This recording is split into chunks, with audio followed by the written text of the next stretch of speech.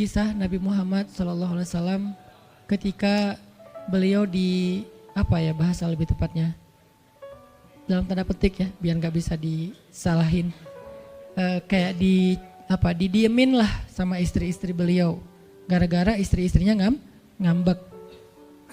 Di dalam surat At-Tahrim, surat 66, coba kita buka, surat 66. Ini juga kalau teman-teman baca kisah surat ini tuh luar biasa ya, kita kayak baca novel atau kayak nonton film, keren banget. Saya emang senang banget dengan sirah Nabi dan para anbiya, dan terutama kalau sirah ini berbentuk storytelling, bukan data sejarah ya, karena membaca data sejarah itu emang agak-agak liar sih. Tapi kalau storytelling kan kita adegan ya, wah seru ya, itu lebih keren daripada Disney, Marvel, Endgame, atau apalah. Lebih seru baca sirah kalau kita paham. Surat 66 ayat 4, ayat 5. Ayat 5. Itu tuh ceritanya, saya langsung ke ceritanya aja. Ceritanya kan waktu itu Nabi itu punya kebiasaan kalau habis asar sampai maghrib, Nabi ngapain pertanyaannya? Apa sih yang dilakuin Nabi antara asar dengan maghrib?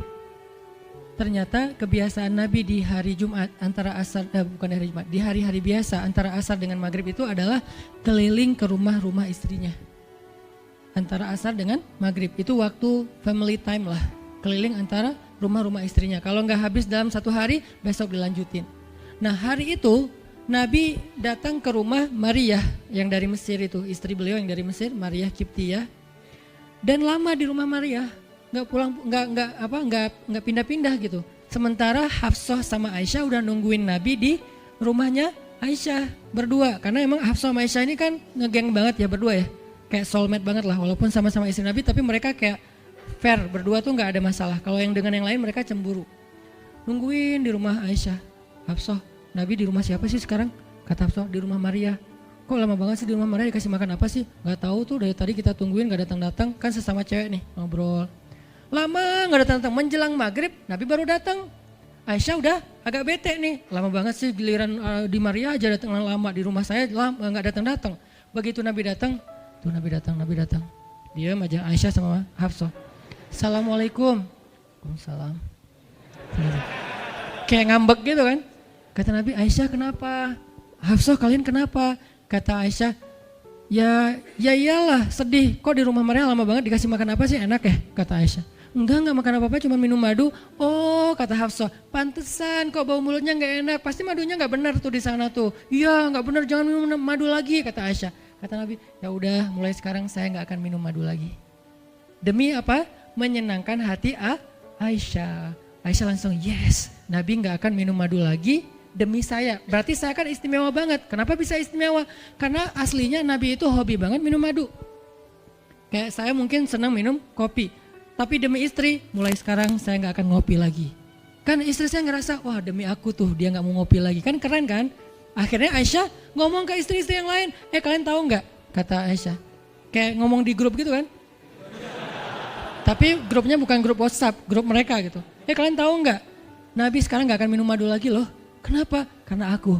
Wah keren ya Aisyah, istimewa banget ya. Sampai Nabi rela nggak minum madu, padahal madu itu baik. Nabi senang juga demi Aisyah, ya demi aku gitu. Akhirnya Aisyah bahagia. Allah nggak ridho. Begitu Nabi ngomong kayak gitu, Allah turunkan ayat pertama surat At-Tahrim. Ya ayuhan Nabi. Jibril langsung turun. Ya Rasulullah ada pesan. Ada pesan tuh dari Allah. Kata Rasulullah, pesan apa Jibril? Nih, ya ayuhan Nabi, lima tuharrimu ma ahallallahu lak tabtaghi mardhata azwajik. Kenapa engkau mengharamkan apa yang Allah sudah halalkan bagimu? Hanya pengen menyenangkan hati istrimu, wahai Rasul? Astagfirullah, salah ngomong saya. Mengharamkan ya Allah halalkan. Astagfirullah ya Allah, mulai sekarang saya akan minum madu lagi. Astagfirullah, maafin saya ya Allah. Jibril balik ke Allah, kasih tahu Nabi akan minum madu lagi. Nabi ngomong ke istri-istri yang ngumpulin semuanya, kecuali Aisyah. Semuanya dikumpulin. Ada Hafsah di situ. Wah istri-istriku, maaf ya aku salah ngomong kemarin depan Aisyah. Sekarang aku akan meralat, mulai sekarang aku akan minum madu lagi di rumah-rumah kalian. Jadi kalau sore aku lagi datang, siapkanlah madu seperti biasanya. Terus istri-istri Nabi ngerasa, Masya Allah, Nabi sekarang minum madu lagi demi kita, gitu kan ya. Kan antara mereka kan saling pengen nunjukin siapa yang paling istimewa kan. Demi kita sekarang Nabi udah minum madu lagi, Nabi sampai meralat kata-katanya. Akhirnya ternyata kalimat itu sama Hafsah disampaikan ke Aisyah. Kalau bahasa sosmed kita di capture, di forward. Kan bahaya banget kan. Disampaikan ke Aisyah, Aisyah tuh lihat Nabi sekarang minum madu lagi loh. Demi siapa coba? Demi kami. Aisyah, innalillah, jadi Nabi gini. Cuman Aisyah nggak sampai ngomong kayak kita, dasarnya cowok di mana aja sama gitu. Itu mah kata-kata cewek sekarang ya. Kalau Aisyah kan elegan kan nggak ngomong gitu. Akhirnya pas Nabi datang Aisyah diam. Aisyah diam, kata Nabi, Aisyah kenapa? Aisyah kenapa? Oh jadi gitu, di belakang ternyata sekarang minum madu lagi. Hah? Nabi langsung datangin sama Jibril. Rasulullah tahu nggak kenapa mereka rame-rame sekarang? Siapa yang ngasih tahu nih ke Aisyah? Jibril ternyata jadi penengah, makanya jangan macam-macam deh sama Nabi. Ada Jibril, ada Allah kan, susah gitu membuat rahasia. Tahu nggak Rasulullah kenapa Aisyah ngambek? Kenapa wahai Jibril? Gara-gara Hafsah ngebocorin rahasia Nabi kepada Aisyah. Oh ini kerjaan Hafsah, kata Nabi. Oke, Hafsah. Panggil nih Hafsah. Dipanggil Hafsah, kata Nabi, Hafsah, kamu udah membocorkan rahasia saya. Ini menurut sebagian tafsir. Memang ada banyak tafsir sih. Salah satu tafsirnya kayak gitu. Hafsah, kamu udah membocorkan rahasia aku. Dan sekarang istri-istri pada ngambek. Istri yang lain juga ikut ngambek sekarang. Gara-gara Nabi kayak sekali minum madu, sekali gak minum madu. Yang lain pada diam semuanya. Datang ke rumah Ummu Salamah. Assalamualaikum, Ummu Salamah, waalaikumsalam. Tadi kayak aku belum selesai jemuran, dia langsung pergi jemuran. Gak mau ngomong sama Nabi. Maria, assalamualaikum, waalaikumsalam. Kayaknya tadi aku lagi sibuk nyetrika deh. Jadi gak ada yang mau ngomong sama Nabi, diam semuanya. Nabi kan jadi sedih kan. Gara-gara siapa coba? Gara-gara Hafsah.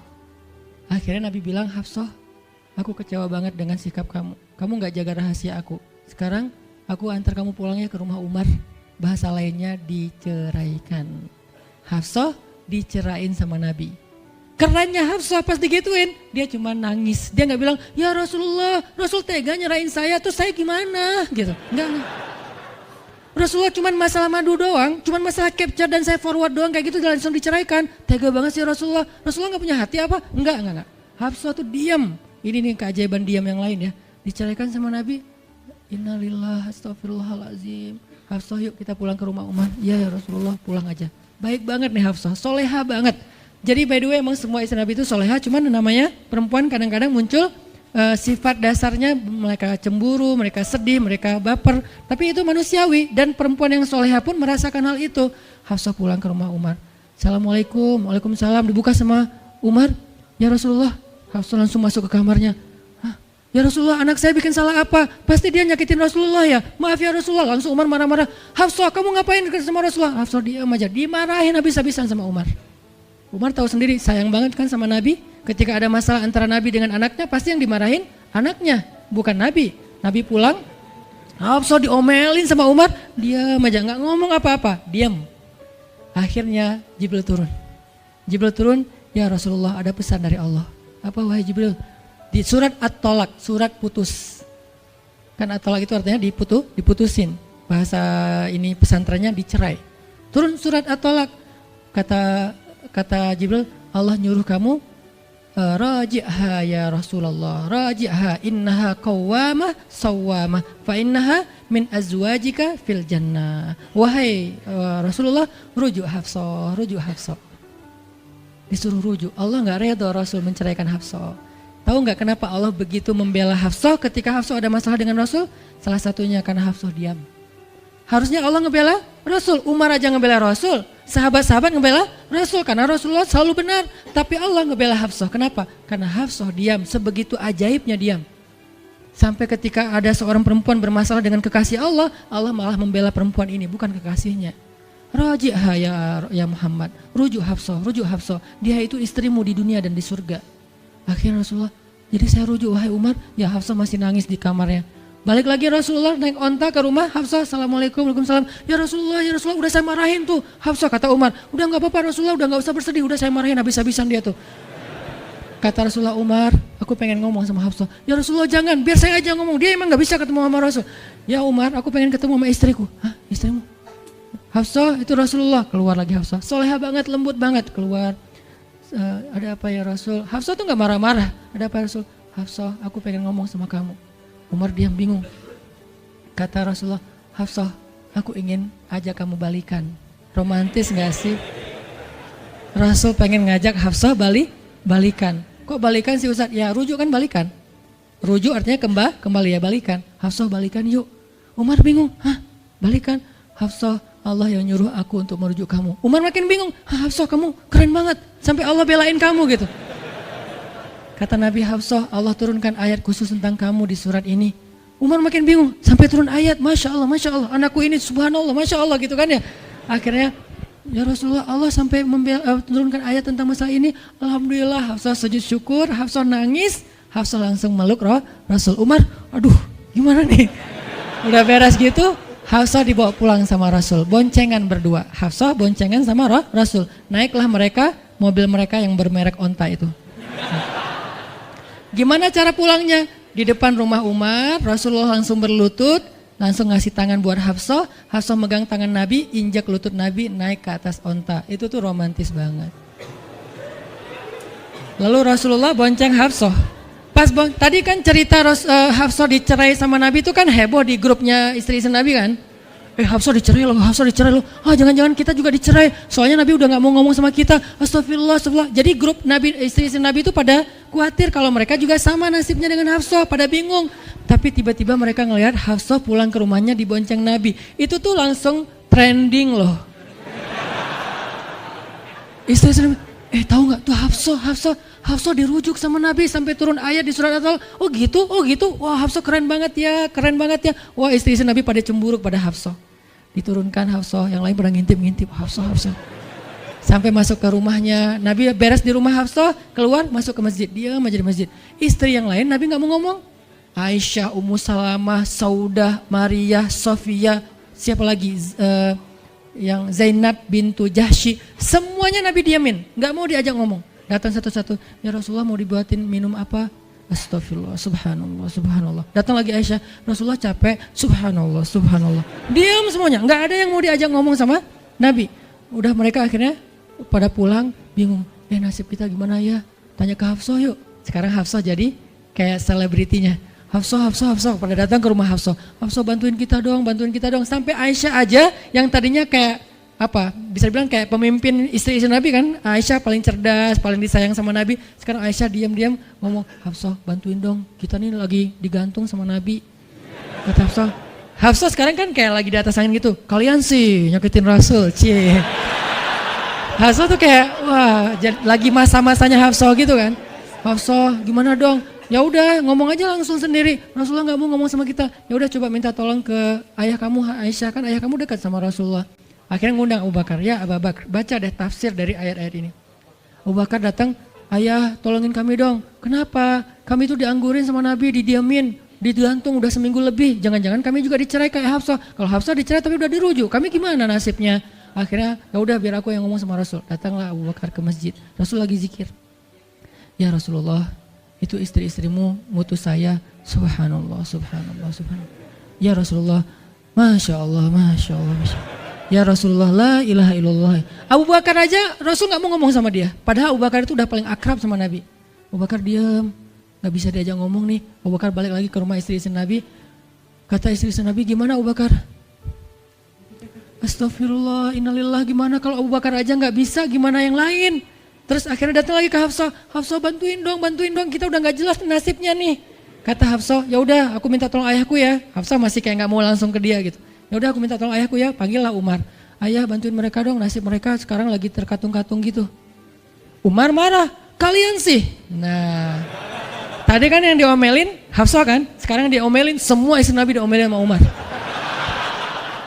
Dan salah satu kalimat omelannya Umar, itu tuh kerennya Umar sampai di-repost sama Allah. Coba, ada nggak manusia yang kata-katanya di-repost Allah? Nggak ada, cuman Umar. 2 kali kata-kata Umar di-repost oleh Allah. Arti di-repost apa? Ditayang ulang di Al-Quran.